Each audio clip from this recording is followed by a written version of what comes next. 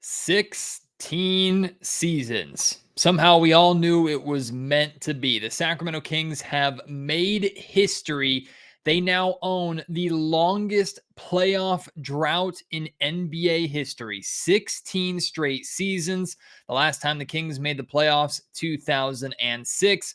After losing to the Golden State Warriors inside the Golden One Center tonight, the Kings are historic in the worst possible way. We'll talk about it on today's episode of the Locked On Kings podcast. You are Locked On Kings, your daily Sacramento Kings podcast, part of the Locked On Podcast Network, your team every day. And now, ladies and gentlemen, it is that time for another episode of Locked On Kings. Hello and welcome into Locked On Kings, your podcast hub for Sacramento Kings coverage all regular season and all offseason. If you're looking for in-depth analysis, game-by-game breakdowns, highlights, interviews with local and national experts, full coverage of your Sacramento Kings from January through December, this is the place for you, part of the Locked On Podcast Network. And today's episode is brought to you by BetOnline. BetOnline has you covered this season with more props, odds, and lines than ever before. BetOnline, where the game starts. My name is Matt George. I have the privilege of being your host here. This is my 8th season hosting, or rather covering the Locked On Kings, or covering Sacramento Kings basketball. This is my 5th season hosting the Locked On Kings podcast, and I currently work for ABC 10 News here in Sacramento. And yes, 8 seasons covering this team. That's only half of the now historic 16 season playoff drought that I can't say I'm surprised we're at. I think many of us were optimistic. A ton of us were optimistic back in September, October, right at the beginning of the season or right before the season started, that the Kings were going to be able to avoid making history in such a way and actually make the playoffs this year with the roster they came into the season with. But pretty quickly, I think we knew that it was meant to be, that the Kings would own this NBA record, a record that might not ever be broken, and a record that I could honestly see going 17, 18, 20 seasons easily if the Kings don't get right and handle their business as early as this upcoming offseason and these summer months. Before I dive into basketball, before I talk about this Kings loss to the Golden State Warriors and all these Kings topics that I have for you today, it doesn't feel right for me to not address the major elephant in the room, or at least the major elephant in Sacramento. And I had first-person experience dealing with the tragedy that struck Sacramento early Sunday morning in downtown Sacramento, just 3 blocks from the Golden One Center, the site of a mass shooting. 6 people dead, as many as I think 18 total people shot. Actually, let me get the confirmation on those numbers because I don't want to get those numbers wrong. It's something that should never happen anywhere in our world, but something absolutely that we did not expect in Sacramento. Yeah, 18 total people shot, 6 killed in the Sacramento mass shooting outside some of the most popular clubs and bars in Sacramento. Now, I was not there for the actual shooting that happened around 2 o'clock Sunday morning. However, I was there at 4 a.m. working for ABC 10 News, as I do, covering the incident, and was there all morning into the early afternoon. And to be on a scene like that, to witness a mother and a wife being told by investigators that their son/husband was one of the 6 people murdered in just a senseless act of gun violence. It's, even if you're able to desensitize yourself, and I do a pretty good job of separating my emotion from my work. And this is not the first time, even in the 8 months that I've been working for ABC 10, that I've had to witness family members being told the worst possible news. But for it to happen so close to the Golden One Center, for it to happen in my city, in my community, and for it to be considered a mass shooting that is now a story on a national scale, a story that Warriors head coach Steve Kerr addressed before the game, a story that, of course, the Sacramento Kings issued a statement on, and a story that is going to have ramifications not just in our city, but around our country, maybe around our world, for years to come. It's surreal, and it took me a while. Honestly, it took me part of this Sacramento Kings game tonight to really start reflecting on the magnitude of what happened. So it was very difficult for me to focus on Kings basketball tonight. Very difficult. But thankfully, we have professional sports as an escape. And while it's important for us not to just ignore and forget what's going on in our community, what's going on in our world, especially when it's 3 blocks outside of the building where the game is being held, it's important for people to have an outlet to be able to get away or forget for a minute or just separate themselves from things in life that could be as severe as what happened last night or this morning, and something that could just be minuscule, something that's maybe going on in your personal life, or you're exhausted by your job, or you just need a break. Like, that's the wonderful escape that sports provide. And sometimes it's easy to lose sight of that. Like, it's easy to lose sight of, I mean, we get so wrapped up in winning and losing. We get so wrapped up in the fact that the Kings have missed the playoffs for 16 straight seasons that we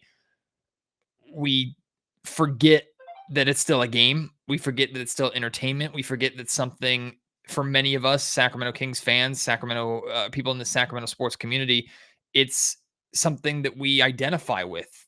For me, the Sacramento Kings are a massive, massive part of my life and have been that way since I was 6 years old. And the fact that I got to grow up with some of the greatest basketball ever played, certainly in Sacramento's history, with the late '90s, early 2000s era, and then that followed up by now 16 years of losing basketball. I've been around for all 16 years. I've watched all 16 years. I've, like I said, covered this team for 8 out of those 16 years professionally. I turned my love of Sacramento Kings basketball into a career over a dreadful stretch that is now historically bad in the NBA.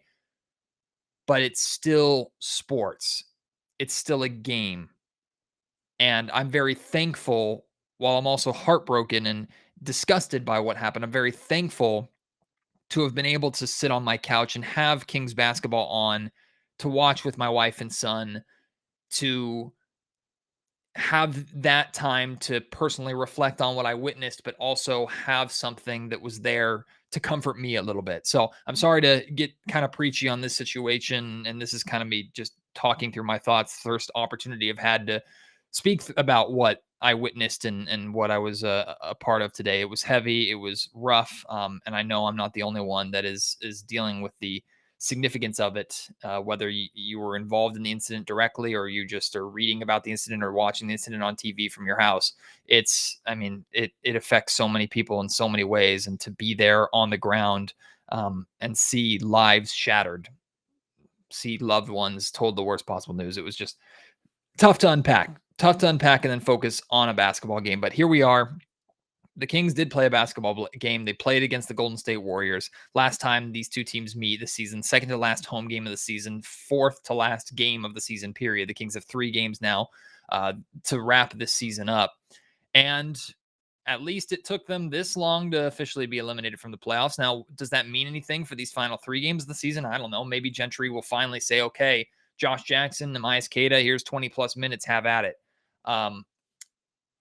The Kings were down by as much as 24 in this game. It was a dominating performance by the Golden State Warriors pretty much from start to finish, with the exception of like a 3 to 4 minute stretch in the fourth quarter where Dante DiVincenzo caught fire and the Kings made a push, got it to within 7, but then the Warriors slammed the door shut pretty quickly. The Kings, of course, have been shorthanded for a while. No De'Aaron Fox, no Domantas Sabonis again. The Golden State Warriors were without both Klay Thompson and Steph Curry.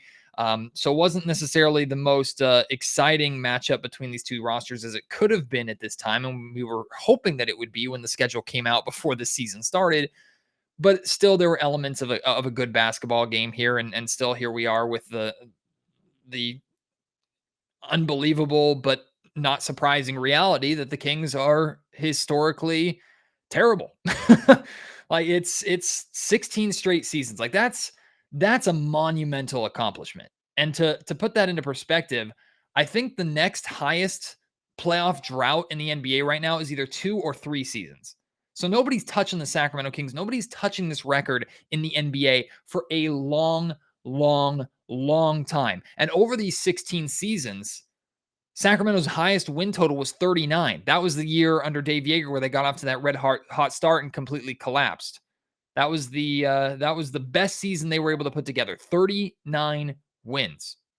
Their overall record over these 16 seasons, 466 wins, which sounds like a lot. It's really not when you compare it to 807 losses. It's around a little over 1,200 total games played, and the Kings have lost 807 of them over the course of these 16 seasons to this point. There's still 3 games remaining during the regular season to make that tally probably even worse. That's a 36%, really, if you round it up, 37% win percentage over the course of this playoff drought in the regular season. It's dreadful to say the absolute least. Franklin Cardicelli from Sports 1140 KHTK also tweeted out a interesting and more like, I guess, poop in the sandbox content or context to this entire season or this entire record. Sacramento currently holds the second longest postseason drought in North American sports, only trailing the Seattle Mariners, MLB baseball team, Seattle Mariners, who are 2001 to the present. And the Seattle Mariners look really good this year, by the way. So there's a very good chance, as Frankie points out, that come this fall, come this winter, at the end of 2022, the Kings could have the longest drought in North American sports, longest playoff drought in North American sports active. To say Kings fans deserve better is about the biggest understatement that I can make here on Locked On Kings. But of course, we all know it's not the Kings fans' fault. They've continued to show up. We kept the team here, got a new building built in downtown Sacramento. The Kings have everything but the wins and but the success. They have the stadium, they have the support, they have the love and loyalty beyond any comprehensible measure of a fan base. It's about time that fan base is rewarded, don't you think? Unfortunately, we're going to have to wait another year for that. There's always next year. Have we said that 16 times? Feels like we've said it 16 times. Hopefully it's not 17. Hopefully it's not 18. And like I've said, I said earlier on in this podcast, and I said over the last really couple of weeks here on Locked On Kings, like this upcoming offseason is so ridiculously important. And I know I say that a lot. If you've listened to Locked On Kings before and listened to me talk at the end of the season going into the offseason, it feels like I say that all the time. In reality, it's because it is. Like the offseason for the Sacramento Kings is always extremely important. But this offseason in particular, with the Kings only having 2 seasons of Domantas Sabonis to figure this out, it's likely that if Domantas Sabonis doesn't re-sign, De'Aaron Fox is also asking out after 2 seasons. He'll be then 3 years into his max contract. Monte McNair is probably out of a job, and we're looking at 22 to 23 minimum years of the Kings missing the playoffs. I'm not saying that what they do this offseason completely decides that, but I don't think they can afford to wait to start moving the ball in the right direction. Because the ball has been either moving backwards or has been stuck in the mud for far too long. It's not Monte McNair's fault, but it is the reality of the situation. And also, important to note as well, over this playoff drought, 7 seasons belong to the Maloofs. 9 seasons belong to Vivek Ranadive. There's no blaming past ownership and the pre-relocation era for this one. Maybe the Maloofs didn't invest in their product. Maybe the Kings and Jeff Petrie didn't have the greatest of times. Former Kings GM Jeff Petrie didn't have the greatest of times at the end of the Maloof era. But I'll give Vivek credit in the sense that he's put his money where his mouth is and he's tried to spend money on this team. The problem is he spent the wrong kind of money on the wrong kind of players, and now he has 9 losing seasons to show for it. There were some good things from this game. Dante DeVincenzo played really well. I'll talk about him a little bit in the next segment. Also, it's not a coincidence that the Kings are 4-2 over these last 6 games, but their 2 losses have come against actual good teams. It's not a coincidence. I'll explain more after I tell you about Built Bar, the protein bar that tastes like a candy bar. It is the bar that is needed to replace those candy bars, those sweets that you enjoy, that you crave, that you quite honestly need in your life, need after a meal, need as a snack in the middle of the day just to pick yourself up. But you won't actually feel guilty about it, feel bad about it, or it won't be bad for your body. Built bars are quite the opposite. They're fantastic for your body compared to a 240 calorie, 30 grams of sugar, and dozens of net carbs candy bar. You can get 130 calories, 4 grams of sugar, 4 net carbs, and 17 grams of protein from the average Built Bar with a variety of great flavors for you to try. And you can also try their puffs with their first ever protein infused marshmallows that they have available on built.com. I encourage you to give those a try. They are absolutely delicious. And when you order, whether it's a puff, a bar, a box of bars, whatever you get on built.com, make sure you're taking advantage of our special offer here that only Locked On can provide you, which is using promo code LOCKED15 to get 15% off your order. Again, that's promo code LOCKED15 for 15% off at built.com. I know when it comes to the win total and the effect negatively that it had on the Kings draft lottery odds, fans weren't necessarily pleased with the Kings going 4-1 on their 5-game road trip before returning home for tonight's game against the Golden State Warriors. However, there were people that were looking at the positives of that 4-1 stretch, how well Davion Mitchell was playing, the fact that Davion Mitchell's good numbers were leading to wins, and understandably, they were making future assumptions based off of that stretch. We've talked a lot about Davion Mitchell recently here on Locked On Kings, and a lot of messages, a lot of conversations that I've had with fans saying Davion Mitchell needs to be the starter. You can go through my comment section on YouTube and see the amount of people that are saying the Kings should trade De'Aaron Fox and make Davion Mitchell their starting point guard. If Fox and Mitchell can't work together, trade Fox, start Mitchell, try and get some value for Fox, blah, blah, blah. I get that when the Kings are playing well, and Davion Mitchell is one of the primary reasons for that. But it's important. It's extremely important to notice the 2 games that the Kings lost and the 4 games that the Kings won, and look at opponents. Now, I usually try and shy away from doing this because I hate raining on people's parade. I don't like people who, media members or fans who go onto social media and try and undermine wins because of the team that they played. So I'm really not trying to do that. What I'm trying to do is be realistic and point out significant patterns or point out what should rise to the top and be most apparent to everybody over this 6-game stretch. The 2 losses in this 4-2 6-game stretch, this 2 losses were against the Miami Heat and the Golden State Warriors, 2 established playoff teams who both were also a little shorthanded, especially the Golden State Warriors tonight. In those 2 games, the Kings got their asses kicked. They made it a little bit more respectable at the end of this Golden State Warriors game, but make no mistake about it. If you watch this game, the Kings got their asses kicked from start to finish. They could barely score the basketball. They really struggled in this game. Same thing against Miami in Miami. Kings had no shot in that game. Their 4 wins. Indiana Pacers, worse record than them. Orlando Magic, worse record than them. And then 2 wins in a row in Houston against the Rockets, who are one of the worst, if not the worst team in the NBA right now. I haven't checked the standings lately, but I know they're in the top 3 worst teams along with the Orlando Magic. Their wins have been against 3 teams that are in better draft lottery position than them. 3 of the 6 teams that are in better draft lottery position than them.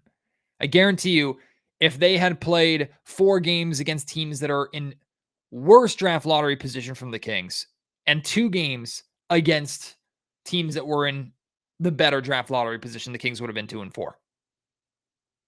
So if you're going to make future conclusions based off of this stretch, and it's okay to see how Davion Mitchell is playing and say, Like, I want that as a starter for the Kings. I see that being success for the Kings going forward. I'm not saying throw everything out the window from these 4 wins by any means. And you don't just take the bad from the 2 losses and ignore the good from the 4 wins. Not what I'm saying at all.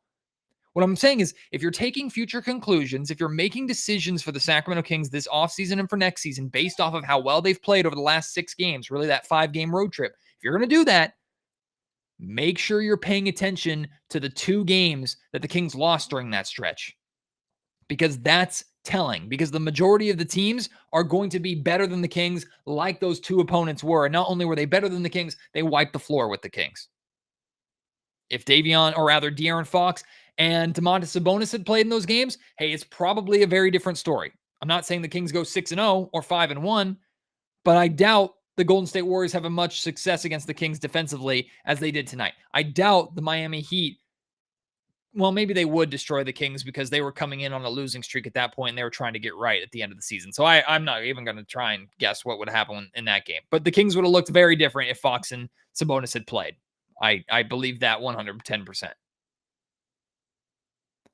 Donte DiVincenzo, at least, sparked what was the only major Kings run that they had, the only exciting moment for Kings fans in this game.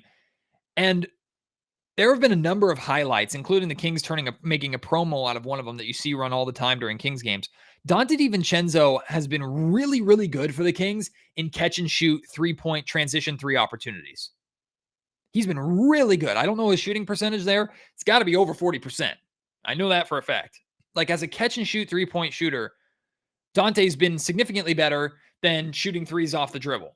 That shouldn't surprise anybody. But in transition, Donte has been almost automatic from 3-point range. And that's what excites me about potentially starting Donte DiVincenzo next to De'Aaron Fox, assuming the Kings are going to try and get out in transition again like they should. I still think, even with how well Davion Mitchell has been playing, I still think Donte DiVincenzo is the favorite, or at least would be my favorite if I were the next Kings head coach.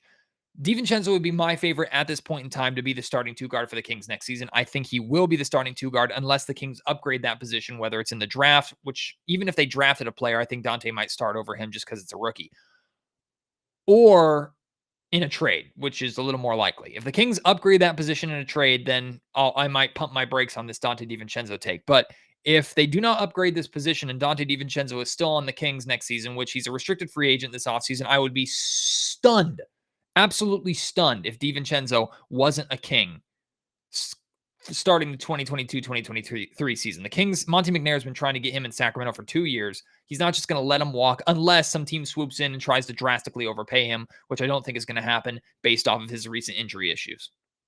I would be stunned if Donte DiVincenzo isn't a King next season, and I'm excited to see what he can do in a full season with the Sacramento Kings, not just offensively, but also especially defensively. And he's made some good defensive plays a number of times over the course of his short time here in Sacramento.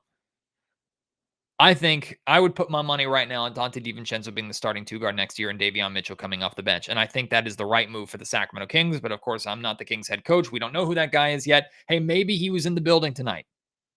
Maybe, like Kings Pulse Brendan Nunez, he pointed out on Twitter, the guy sitting next to Steve Kerr on the Warriors bench, Kenny Atkinson, former coach of the Brooklyn Nets, maybe he's that guy. I'd be very surprised if the Kings didn't at least give him an interview. But we'll have to wait and see how that shapes up. Love what I saw out of Donte DiVincenzo. Really enjoy the numbers that he's putting up and how good he's been in catch and shoot, transition 3 opportunities. Would love to see him get better shooting off the dribble, but I also know that's not necessarily his game. If I can pick little positives out of a 16-year playoff drought, I'm going to do my best to do it. And DiVincenzo was the positive that I picked for this episode. Before we wrap things up, want to make sure I tell you about our title sponsor here of Locked On Kings. That, of course, is Bet Online. I hope you made money off of Kings basketball at some point this season. Maybe you made money off the Kings tonight, betting on the Kings to lose. It's pretty good bet majority of the time. I mean, if you bet on the Kings to lose, you probably were close to winning all 50 times the Kings have lost this season, depending upon what the point spread was. BetOnline.net is your number one source for all your betting needs and sports information. You can find all the latest sports developments, including this week's Masters Championship golf odds. You can get podcasts and reviews for all the different leagues this season, all available for you on BetOnline. They're your continued source for all your sporting wagering information, including live betting, esports, and scores. They also have your favorite Vegas casino games for you to play at any time. Head to the website today or use your mobile device to learn more about the trends and the action at BetOnline, where the game starts. 16 seasons, everybody. 16 seasons. And I know there are listeners of this Locked On Kings podcast who haven't been alive or weren't alive the last time the Kings made the playoffs. And you're driving now, which is terrifying. 2006, the last time the Kings made the playoffs. 2006, I was 12 years old. I'm 27, soon to turn 28. Whew. What were you doing in 2006? What were you doing the last time the Kings made the playoffs? Were you alive? Let me know at MattGeorgeSack on Twitter. Email me, mattgeorgesports@gmail.com, and leave your thoughts in the YouTube comment section down below. If you want to share your thoughts on Dante DeVincenzo, share your thoughts on tonight's game, what you're looking for the remainder of the season, anything Kings or general Sacramento sports that you want to talk about, this is a great place for you to do that. Please reach out to try and respond to as many people as I possibly can. And then if anybody is listening, anybody at all who was involved in the disaster, the mass shooting in Sacramento, if you have any information on the suspects, on who actually fired into this crowd, any information at all, I encourage you to share that information with the Sacramento Police Department. Last I checked, the suspects are still, or suspect, no idea how many people it was, they're still at large. If you have any information, please send that information into the Sacramento Police Department. And if you know someone who was shot, if you know someone who was killed, a family member, a friend, it's meaningless words from a podcast host, but my condolences are with you. If there's anything that I can do to help, please, please, please reach out. Anything the Locked On Podcast Network can do to reach out or to help, please reach out. And I will, as someone who has called this community, has called Sacramento my home for basically my entire life. If I can help do something other than providing entertainment and a distraction and talking about Kings basketball, I would love to do whatever I could. So I appreciate you. Anybody who was involved, anybody who knows anybody that's involved, I'm certainly praying for you. My family's praying for you. And I just wish you the absolute best. And I hope that I hope this is the last time anything like this ever happens in Sacramento, and hopefully in our world. I'm not going to hold my breath, and I don't expect it to be the last time, but it should be the last time. Sorry to spend some of the podcast focusing on that. It happened in our community. Couldn't ignore it. And I hope that you know that Locked On Kings is not just a show about a Sacramento Kings basketball team. It's about a fan base. It's about a family. It's about a community. It's what I love so much about this team. It's what I love so much about this city. It's what I love so much about this fan base. It's what separates this fan base from so many others, even after 16 years. I'm going as far as to guess that most sports organizations, if not all sports organizations, would not have the support that the Kings fan base gives Sacramento, or that Sacramento gives the Kings, their fan base gives this team. They would not have that support after 16 losing seasons like the support you continue to provide. And I'm fortunate enough to be able to benefit from that by hosting a podcast, by being able to speak with so many of you and share my thoughts and Kings information with you. I will never, ever take that for granted. So thank you so much. And I hope you will join me on the next episode of Locked On Kings. Until then, my name is Matt George. You have been listening to the Locked On Kings podcast, part of the Locked On Podcast Network.